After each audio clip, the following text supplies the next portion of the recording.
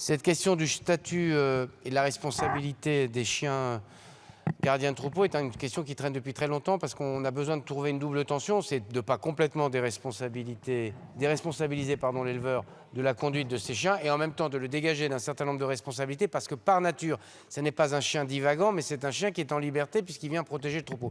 C'est l'objet de la mise en dur de cet amendement. Il vise à prendre en compte la particularité de ces chiens qui, lorsqu'ils sont en action de protection de troupeau, peuvent se situer hors de la surveillance effective de leurs détenteurs dans des zones susceptibles d'être fréquentées par d'autres usagers. Ça vient dégager, c'est une vieille histoire. Il y a des éleveurs qui se sont trouvés devant le tribunal engagés sur leurs responsabilités parce qu'on considérait qu'ils étaient dans le motif d'un chien divagant. Ça n'est plus le sujet. On aura un travail complémentaire à faire.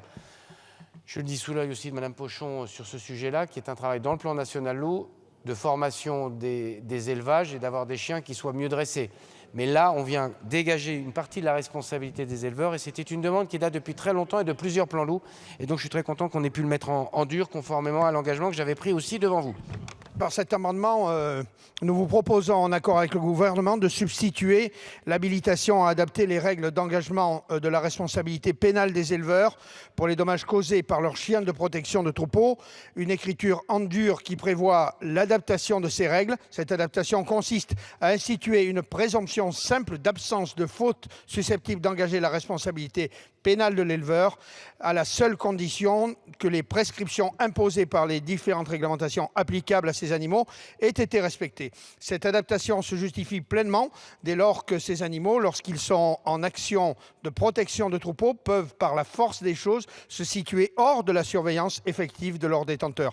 Cette disposition assurera une plus grande sécurité juridique aux détenteurs ou aux propriétaires de chiens de protection de troupeaux, sans exonérer ceux-ci de toute responsabilité pénale, ni remettre en cause les droits de la victime en matière de responsabilité civile.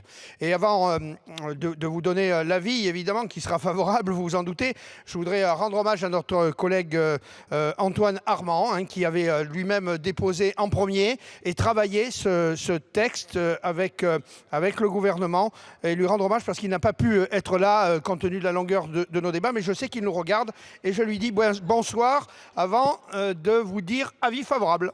Ça me permet de rendre aussi hommage à l'amendement de M. Armand, parce que j'avais oublié de le faire.